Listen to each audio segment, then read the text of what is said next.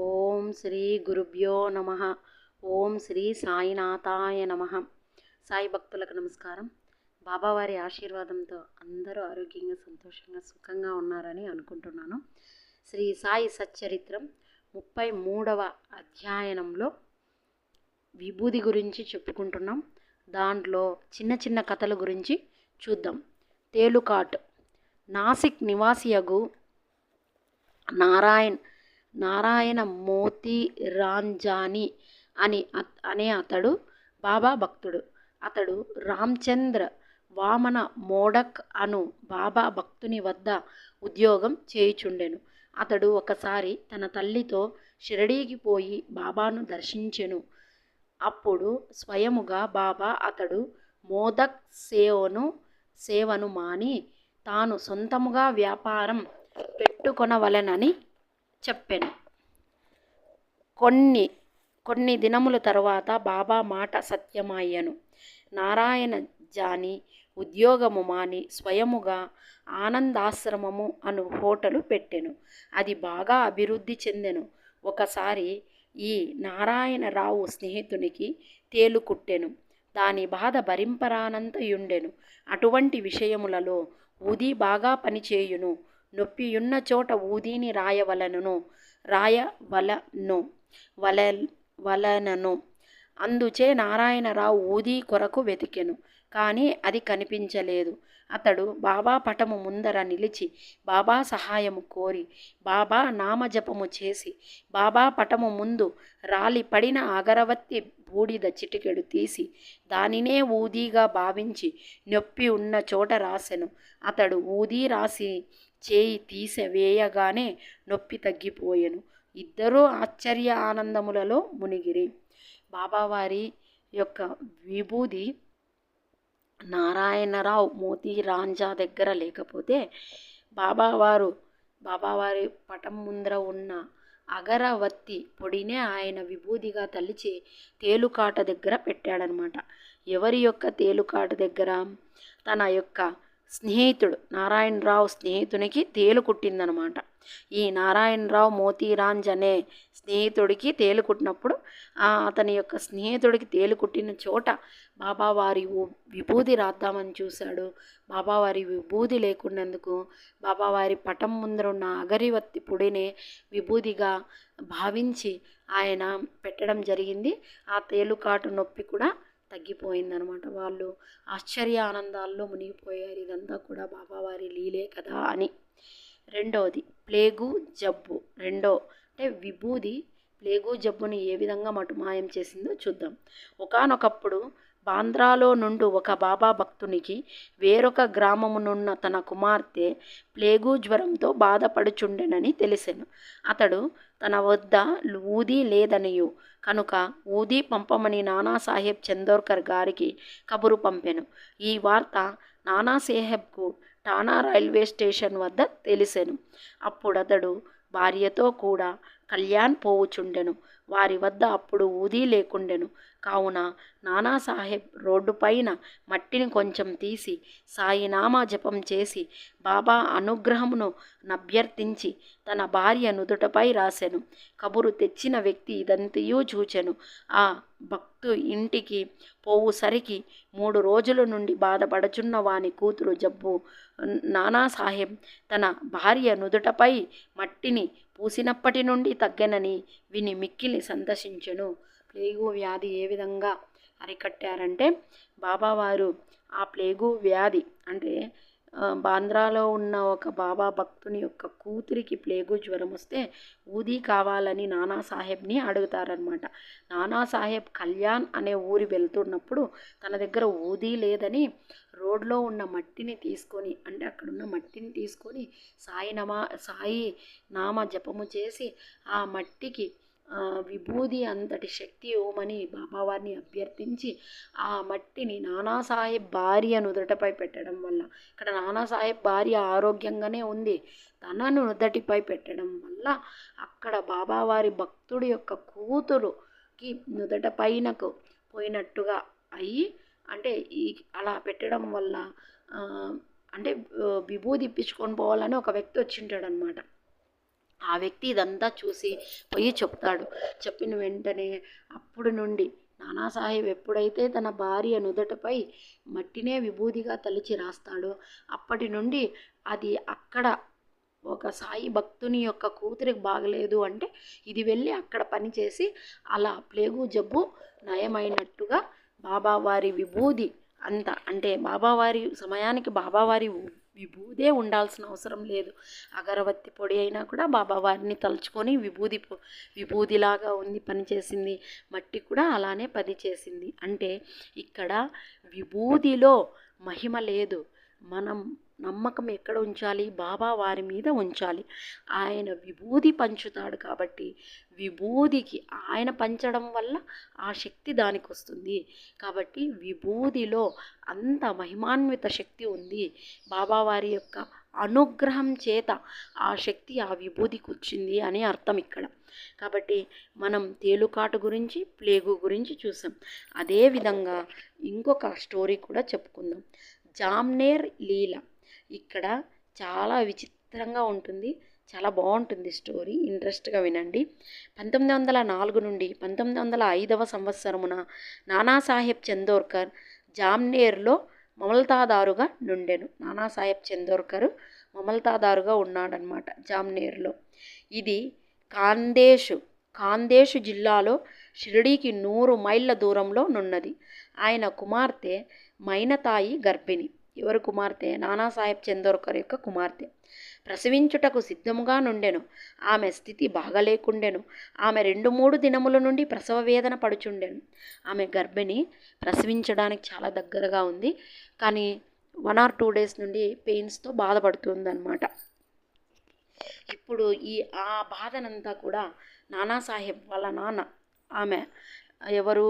మైనతాయి యొక్క వాళ్ళ నాన్న నానాసాహెబ్ చందోర్కర్, అతను దిగులుగా ఉండి బాబావారి దగ్గర ప్రేయర్ చేశారనమాట. నానాసాహెబ్ ఔషధములన్నీ ఆయన కూడా అంటే ఔషధాలన్నీ కూడా ప్రయత్నించాడనమాట. ఏ ఔషధం కూడా పని చేయలేదు. నానాసాహెబ్ ఔషధములన్నీ వాడాను, కానీ ప్రయోజనం లేకుండెను. అప్పుడు బాబాను జ్ఞప్తికి తెంచుకొని వారి సహాయం వేడాను. ఏ విధంగా వేడాడు? బాబావారి పటం ముందర, బాబా నేను అన్ని ఔషధాలు ప్రయత్నించాను, కానీ ఏది కూడా పని చేయడం లేదు, నేనేం చేయాలో మీరే సెలవు ఇవ్వండి అని చెప్పి అతనికి విభూది గుర్తుకొస్తుంది, కానీ చూస్తాడు, వెతుకుతాడు, విభూది ఉండదన్నమాట. అప్పుడు బాబాను జ్ఞప్తికి తెచ్చుకొని వారి సహాయం వేడెను. షిరిడీలో రామ్గిర్ బువా అను సన్యాసి ఉండెను. బాబా అతన్ని బాపూగీర్ బువా అనువారు. అతని స్వయముగా ఖాందేశులో నుండెను. అతడచ్చటికి పోవుటకు నిశ్చయించుకొనెను. బాబా అతన్ని పిలిచి మార్గమధ్యమున జామ్నేర్లో కొంత విశ్రాంతి తీసుకొని నానాసాహెబ్కు ఊదీని హారతి పాటను ఇమ్మనెను. అంటే తన భక్తుడు కష్టంలో ఉన్నాడు. సో తెలుసు బాబావారికి, నానాసాహెబ్ చందోర్కర్ యొక్క కూతురికే కదా ప్రసవ వేదన, కాబట్టి తెలుసు.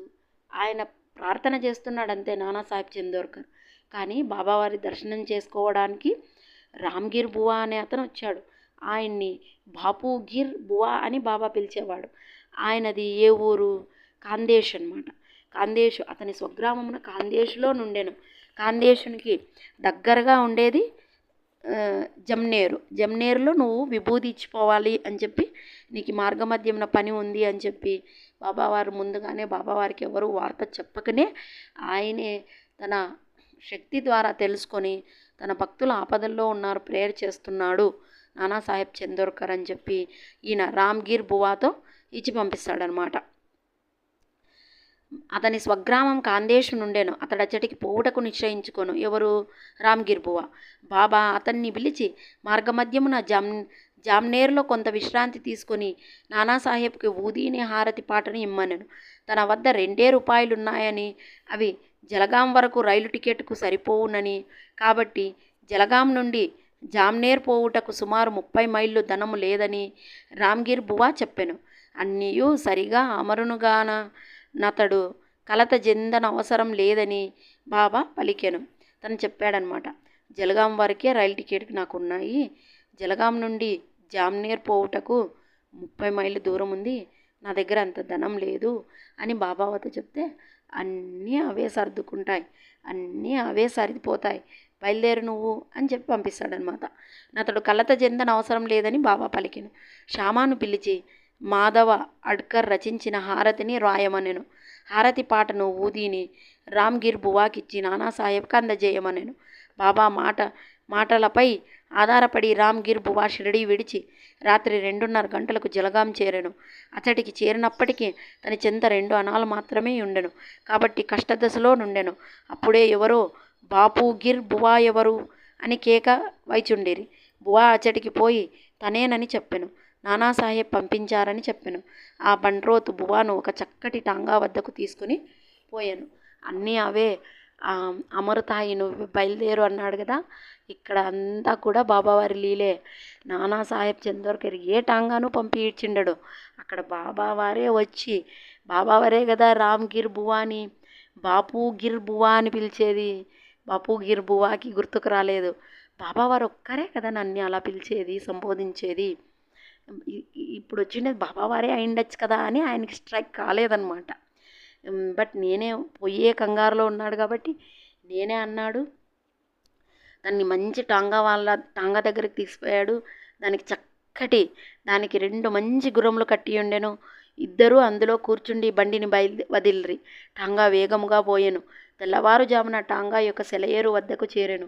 బండి తోలువాడు గుర్రములు నీళ్లు త్రాగించుటకు పోయెను. బండ్రోత్ రామ్గిర్ బువాను పలహారం చేయమని పలహారపు దినుసులను పెట్టెను. గడ్డము మీసములున్న ఆ బండ్రోతు బట్టలు చూచి రామ్గిర్ బువా అతడు మహమ్మదీయుడని సంశయించి పలహారం తినకుండెను.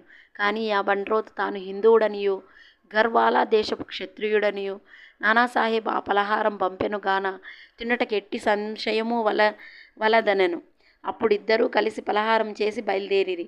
ఉషంకాలమున జామ్నేర్ చేరిరి. ఒంటికి పోసుకొనుటకై రామ్గిర్ బువా టాంగా దిగి 2-3 నిమిషాలలో వచ్చెను. తిరిగి వచ్చేసరికి టాంగా కానీ టాంగా తోలువాడు కానీ బండ్రోతు కానీ లేకుండెరి. బాపూగిర్ బువా నోటి వెంట మాట రాకుండెను. దగ్గరున్న కచేరికి పోయి అడుగగా నానాసాహెబ్ ఇంటి వద్దనే ఉన్నట్లు తెలిపెను. అతడు నానాసాహెబ్ గారింటికి వెళ్ళి తాను షిరిడీ సాయిబాబా వద్ద నుంచి వచ్చినట్టు చెప్పెను. బాబా ఇచ్చిన ఊది హారతి పాట నానాసాహెబ్కి అందచేసెను. మైనతాయి చాలా దుస్థితిలో నుండెను. అందరూ ఆమె గూర్చి మిగులు ఆందోళన పడుచుండిరి. నానాసాహెబ్ తన భార్యను పిలిచి ఊదిని నీళ్లలో కలిపి కుమార్తెకిచ్చి హారతిని పాడమనిరి. బాబా మంచి సమయంలో సహాయము పంపిననుకునిరి. కొద్ది నిమిషంలోనే ప్రసవము సుఖముగా జరిగినని వార్త వచ్చెను. గండము గడిచినదని చెప్పిరి. నానాసాహెబ్ గారు టాంగాను నౌకరును పలహారములను పంపినందుకు బాపుగిర్ బువా ఆయనకు కృతజ్ఞతలు తెలపగా నతడు మిక్కిలి ఆశ్చర్యపడెను. షిరిడీ నుంచి ఎవరు వచ్చుచున్నది అతనికి తెలియదు కనుక నతడేమీ పంపి ఉండలేదని చెప్పెను. టాంగాను నౌకరును పలహారం పంపావని బాపుగిర్ బువా కృతజ్ఞతలు తెలిపాడు. అప్పుడు షిరిడీ నుంచి ఎవరు వస్తున్నారనేది నాకేమీ తెలియదు, నేను ఎవ్వరినీ పంపలేదు అని చెప్పి నానాసాహెబ్ చందోర్కర్ రామ్గిర్ బువాకి చెప్తాడు. రామ్గిర్ బువాని బాబావారు ఏం పిలుస్తున్నాడు, బాపూగిర్ బువా అని పిలుస్తున్నాడు కదా. అప్పుడు మిక్కిలి అమితాశ్చర్యపడ్డారు. ఇదంతా కూడా బాబావారి లీలే. ఇది మా దగ్గరికి బాబావారి మేము కష్ట సమయంలో ఉన్నాము, బాబావారిని వేడుకుంటూ ఉంటే ప్రార్థన చేసుకుంటూ ఉంటే ఆయన ఒక మనిషిని పంపి విభూది పంపించాడు. నా దగ్గర డబ్బులు లేదని చెప్పినప్పటికి కూడా రామ్గిర్ బువా నేనంతా చూసుకుంటాను అని అనలేదు. అన్నీ అవంతకవే అమరతాయి అని అన్నాడు.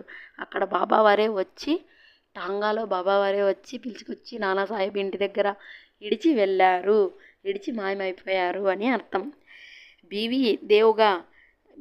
బీవీ దేవ్ గారి విషయమై నానాసాహెబ్ చందోర్కర్ కొడుకు బాపూరావు చందోర్కర్ను రామ్గిర్ బువాను కలుసుకొని విచారించి సాయిలీలా మ్యాగజైన్లో 11, 12, 13 గొప్ప వ్యాసమున ప్రకటించినారు. 18వ దీంట్లో 11, 12, 13 అనమాట. బివి నరసింహస్వామి గారు మైనతాయి బాపూరావు చందోర్కర్ను రామ్గిర్ బువాల వాజ్మూలమును సేకరించి భక్తుల అనుభవములు అను గ్రంథమున 3వ భాగమున ప్రకటించినారు. ఈ విధంగా భక్తులు కష్టంలో ఉన్నప్పుడు సాక్షాత్తు ఆ బాబావారే వచ్చి కాపాడారు. ఆయన బ్రతికున్నప్పుడు కూడా లీలలు చేశాడు, ఆయన సమాధి అయిన తర్వాత కూడా లీలలు చేశారు. ఆయన ఆయన అన్నీ కూడా ఎన్నో మహిమలు చూశారు. నమ్మకున్న వాళ్ళని ఎప్పుడు కూడా ఆయన అన్యాయం చేయలేదు. ఆయన ఎప్పుడూ ఒక భక్తునికి చెప్పేది రెండు నియమాలు. ఒకటి శ్రద్ధ, 2 సబూరి, ఓర్పు, నమ్మకం. ఓర్పుతో కూడినటువంటి నమ్మకంతో ఉంటే మనం ఎందులోనైనా విజయం సాధించవచ్చు. అది దేవుడి విషయంలో అయినా సరే మనం ఆ దేవుడి మీద ఓర్పు, నమ్మకంతో ఉంటే అనంతమైన ఫలితాలను పొందుతాము. ఇక్కడ బాబావారు నేను మహమ్మదీయునని, నేను హిందువునని కానీ ఎప్పుడూ చెప్పలేదు. ఆయనకి మతం అంటకట్టద్దండి. ఆయన గురువు. హీ ఈజ్ గురువు అంతే. గురువు, సద్గురువు.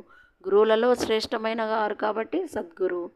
ఆయన ఎప్పుడూ కూడా చింకి గుడ్డలే వేసుకున్నారు తప్పితే నేను మనం ఇప్పుడు షిరిడీలో ఎన్నో కిరీటాలు పెట్టచ్చు. హారతి సమయాల్లో 4 హారతుల్లో కూడా మనం మంచి మంచి బట్టలు, మంచి మంచి శాల్వాలు బాబావారికి కప్పుతూ ఉండొచ్చు. పులహారాలతో అలంకరణ చేయొచ్చు, నగలతో అలంకరణ చేయొచ్చు, కిరీటంతో అలంకరణ చేయొచ్చు. బట్ బాబావారు అవన్నీ ఎప్పుడూ ఏవీ కోరుకోలేదు. ఆ అలంకరణ అంతా కూడా మన కోసమే, మన తృప్తి కోసమే. ఆయన సబ్కా మాలిక్ ఏక్ హై, భగవంతుడు ఒక్కడే అన్నాడు. అందరూ కూడా మంచి అంటే మంచిని ఆచరించి చూపాడు, మంచిని బోధించాడు, మంచి మార్గంలోనే నడవాలని చూయించాడు. అంతే తప్పితే ఆయన ఎవరి దగ్గర నుండి ఎటువంటి ఇది కోరలేదు, ఎటువంటి ఆర్భాటాలకి పోలేదు, ఎటువంటి ఆడంబరాలకి పోలేదు, ఎటువంటి దేనికి కూడా ఆయన దేని మీద కూడా ఆయన నిరంతరం ఆయన గురువు ఎందే ధ్యాస ఉంచి ధ్యానంలో ఉండేవారు, సైలెంట్గా ఉండేవారు. అంతే తప్పితే ఎప్పుడో ఎక్కడో కొన్ని వందల ఏండ్ల కిందట బాబావారు ఉండి ఈ భూమి మీద 60 ఏండ్లు ఉన్నారు. తర్వాత ఆయన శతాబ్ది ఉత్సవాలు జరిగిన ఊరూరాలో బాబావారి విగ్రహాలు ఉన్నాయి, గుడులు ఉన్నాయి. కానీ బాబావారి గురించి నెగిటివ్గా మాట్లాడే వాళ్ళు కొంతమంది ఉన్నారు. దయచేసి ఆయనకి మతం అంటకంటద్దు. ఆయన గురించి ఏంది కూడా దయచేసి నెగిటివ్గా మాట్లాడద్దు. మీకు నచ్చితే పూజించండి, లేకపోతే సైలెంట్గా ఉండండి. ఆయన ఏ రోజు కూడా చేతులెత్తి నాకు దండం పెట్టండి, నేను దేవుణ్ణి అని ఏ రోజు చెప్పుకోలేదు. నేను గురువు అంటే ఆయన ఈజ్ గురువు, ఆయన గురువు. నేను గురువుని, నా దగ్గరికి శిష్యరికం తీసుకోండి అని కూడా ఏ రోజు చెప్పలేదు. ఆయన చేస్తున్న యొక్క సేవకు ఆయన కళ్ళు లేకున్న వాళ్ళకి కళ్ళు ఇచ్చారు, కుష్టివాన్ని మంచిగా చేశారు, తర్వాత వచ్చేసి కాళ్ళు చేతులు లేకునే వాళ్ళకి మంచిగా చేశారు. ఆయన ఎప్పుడూ ప్రేమనే చూయించాడు, ప్రేమనే పంచాడు, మంచే చెప్పాడు, మంచే ఆచరించాడు. అంతేగాని ఎవరికి ఎటువంటి హాని చేయలేదు. సాయి భక్తులు ఇది గమనించుకోవాలని కోరుకుంటున్నాను. నా వీడియోస్ మీకు నచ్చినట్లయితే లైక్ చేయండి, షేర్ చేయండి, సబ్స్క్రైబ్ చేయండి. Thanks for watching my video.